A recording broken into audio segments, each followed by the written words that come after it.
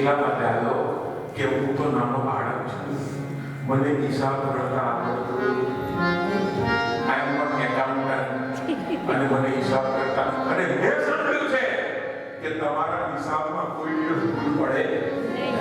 દુનિયા આંખી જાય તો પણ ભગવાન નામના હિસાબમાં કોઈ દિવસ ભૂલ પડે નહીં. અમારે લખ્યું છે, હે મારા નામના સરવાળા ખોટા હોય એની લેવડ દેવડમાં પોતારા ભયના રે. કેટલો જ એનો હિસાબ કેટલો ચોખ્ખો છે. હજુ સુધીમાં એ લોકોને એવું ઉપરનું આયોજન છે કે કોઈના બદલે કોઈને લઈ નહીં જાય. આ યમુના દૂતોને ફોટો આપવામાં આવે આપણને કે આને લઈ આવવાનું તો બોલી બાપુ નંબરના કેને લાવવાનું એવા કોઈ દિવસ કોઈના બદલે કોઈને લઈ જાય. એટલા હિસાબમાં હોશિયાર. એક ખાનગી વાત કહી દઉં પછી આગળ વધતા છે. આ ભગવાનનો હિસાબ પણ એક જણે ખોટો પાડેલો. એનું નામ હતું વાણિયો. વાણિયા એ કોણ? ભગવાનના વાણિયા. એનું નામ વાણિયા. કારણ કે ભગવાને આ વાણિયાઓને એક્સ્ટ્રીમ વધારે પડતી બુદ્ધિ આપી છે એવું કહેવાય છે. અને એટલા માટે થઈને વડોદરાના એક લેખકે લખેલું, બધી કોમનું માખણ બોલવો તો વાણિયા પાકા. આખી દુનિયામાં જેટલી કોમ છે, હિન્દુ, મુસ્લિમ, શીખ, ઈસાઈ, ગોળિયા, કાળિયા, વેસ્ટ ઇન્ડિયન જે હોય તે બધાને કુલડામાં નાખો, એ કુલડામાં બધાને નાખો અને વલો ઉપર જે તળાવે વાણિયા. તો બધી કોમનું માખણ બોલવો તો વાણિયા પાકા. એ દાઢીવાળા દીકરાને કલકારના કાકા. ધ્યાન દેખાય. હવે આપણને બધાની વાત લંકા વિશે હોત જો બે ચાર વાણિયા ડાયા, એટલે લંકા વિશે હોત જો બે ચાર વાણિયા ડાયા તો લંકા બચે અને ચાર પાછા કૌશલ્યના જાયા. પાછું કેવું, અમે લડીએ નહીં પણ પેટમાં જઈને પાડીએ નાખા. વાણિયા લડે નહીં પણ પેટમાં જઈને પાડીએ નાખા. એ વાણિયા સાથે પડ્યા આ અંગ્રેજોને પાકા.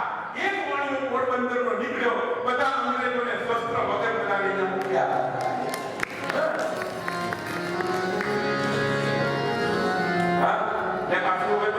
તમને કેમ વિચાર રાખ્યા ખબર છે? તમારે તો મેસેજ કન્વે કરવાનો કે આ લોકો કેવું રાગ ચલાવે છે. અને હવે તો કેટલું સારું આપણા વગર બેઠો છે. તમે ત્યારે તો આ વાણીઓ એક વખત મળ્યો, એક વાણીઓ મેં ઉપર ગયો.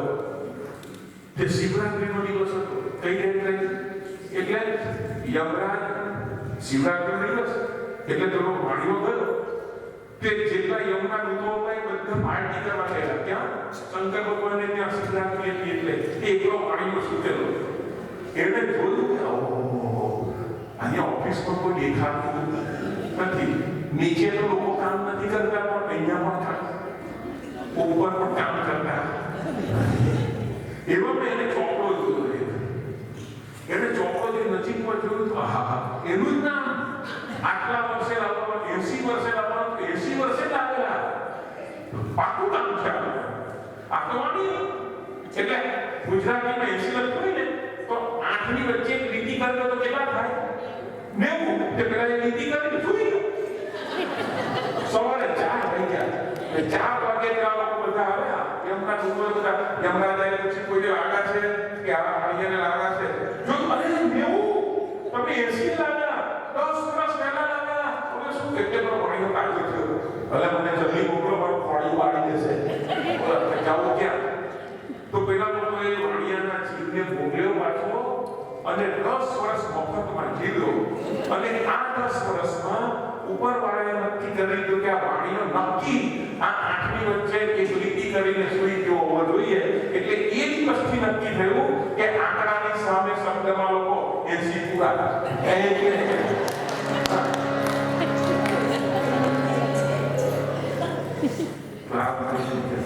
તો સાહેબ ભગવાન ભગવાનને શું કહ્યું? તમારા હિસાબમાં કોઈ દિવસ ભૂલ નથી પડતી.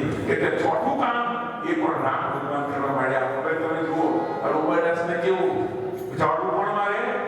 હનુમાન દાદા. ગાય પણ ચરાવે લક્ષ્મણ ભૈયા. જમવાનું કોણ બનાવે? ભોજન પ્રસાદી સીતા મૈયા. અને હિસાબ કોણ રાખે?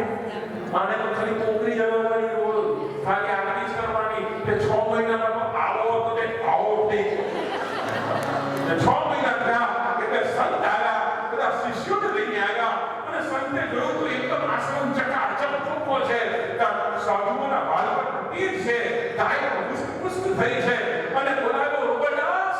તે જાણ્યો છોકરો બહાર આવ્યો કે હું જ રોબર્ટસ. અને સંતે કહ્યું કે આ બધું કોણ કરતું હતું? તું એકલો અને તારું શરીર તો કેટલું સરસ બન્યું છે.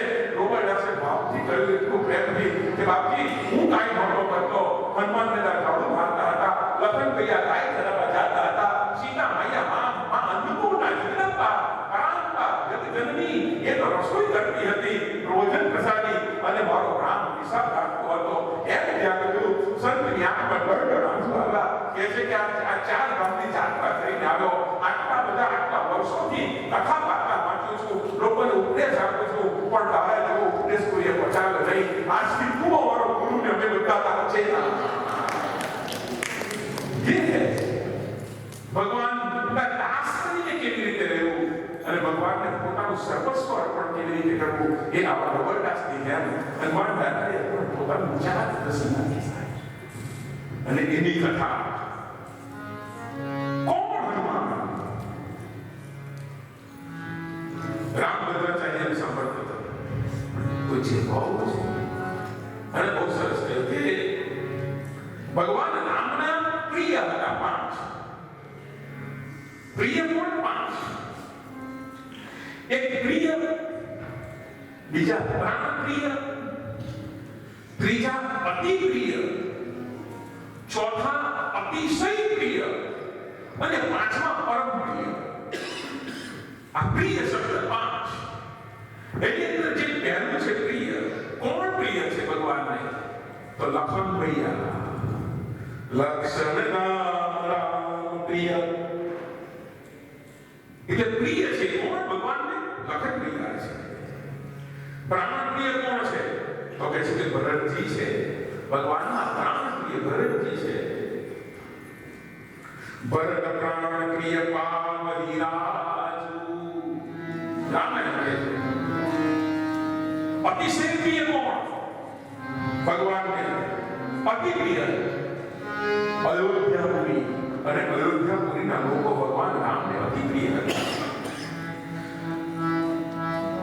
અતિ પ્રિય મોહી યહાં કે વાસી. રામાયણમાં કહે છે ભગવાન. હવે અતિશય પ્રિય કોણ? અતિ પ્રિય અયોધ્યા. અતિશય પ્રિય કોણ? જનક સુતા જગ જનની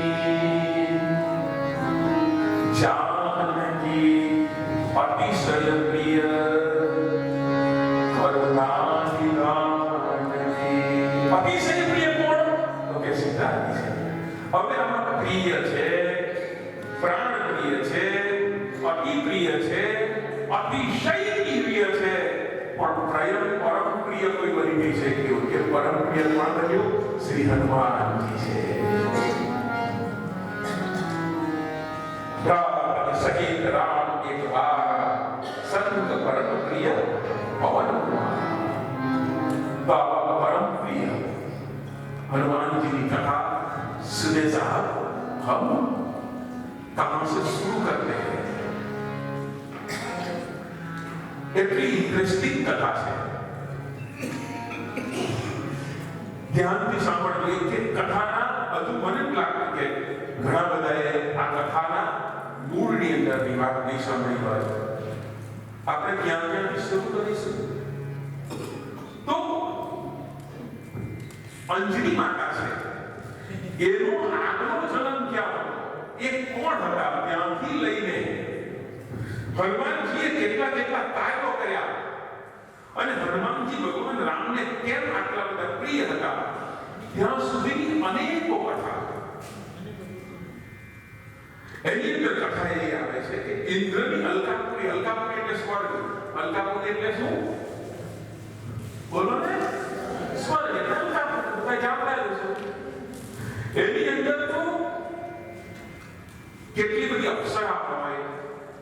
ગાંધર્વ હોય, નૃત્યાંગના ચાલતા હોય, અનેકવિધ સુખ ને સુખ જ છે.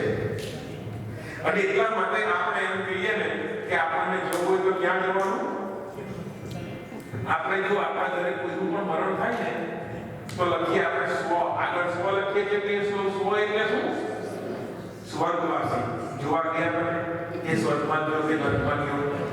હા, તમે જોવા ગયા ને તો પણ આપણે શું લખીએ? અમારા પરમ પૂજ્ય પિતાશ્રી સ્વ. આપણે અંદરથી જાણતા હોઈએ કે આ કોઈ સંજોગમાં ત્યાં જાય નહીં, પણ તે છતાં પણ આપણે લખવું પડે. સ્વર્ગ પણ અહીંયા છે અને નરક પણ અહીંયા છે. અચ્છા, એક વાત તમને તો, તમે સ્વર્ગમાં જવાના છો કે નરકમાં જવાના છો એ ખબર કેવી રીતે પડે?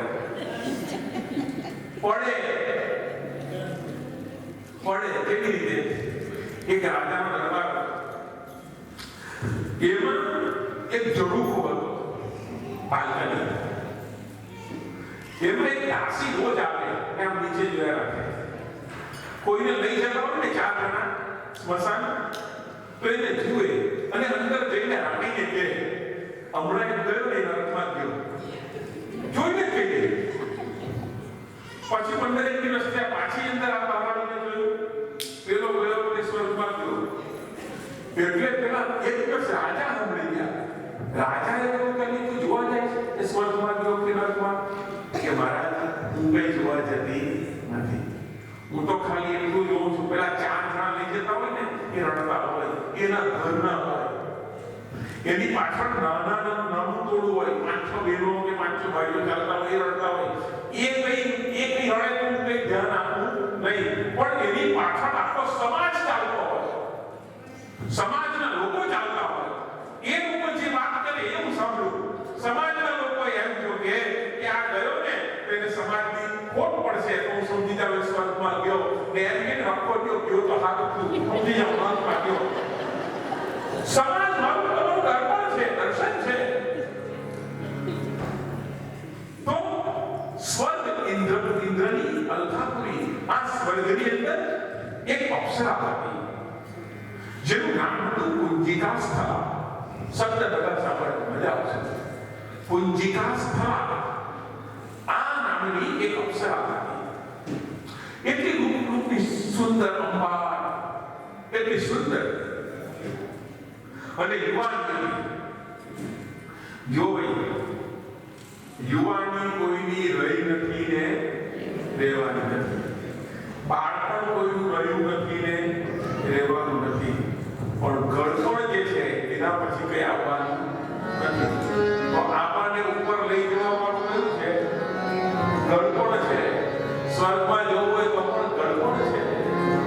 અને એટલા માટે અમારી કથાઓની અંદર કઈ જુવાનિયા નહીં આવે. કોણ આવે?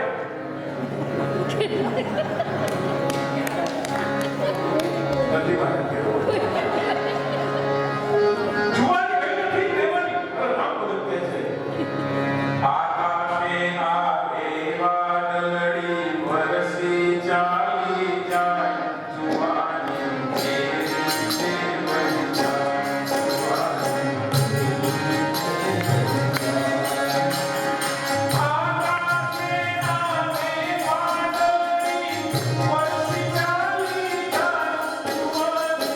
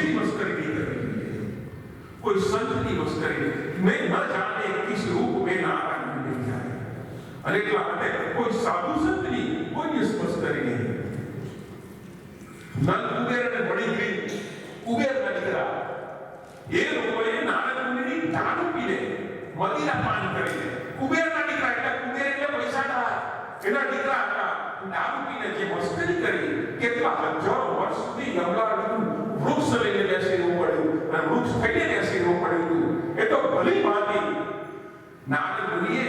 આશીર્વાદ આપ્યા પછી કે જાઓ મારો શ્રાપ છે ને એ તમારા આશીર્વાદ એક સમય થશે અને ભગવાન શ્રી કૃષ્ણ બાલકૃષ્ણ જ્યારે દ્વાપર યુગમાં જન્મ લેશે ત્યારે એના જમણા પગના અંગૂઠાના સ્પર્શથી તમારો ઉદ્ધાર થશે. એ તો સંત છે. કોઈ દિવસ પણ ઋષિઓની મસ્કરી નહીં કરવી, કોઈ સંતની મસ્કરી નહીં કરવી જોઈએ. અને સંતની મસ્કરી કરી છે અને આ સંત સાહેબ શ્રાપ આપ્યો છે. શ્રાપ આપીને કહ્યું છે કે તને ખબર નથી, તને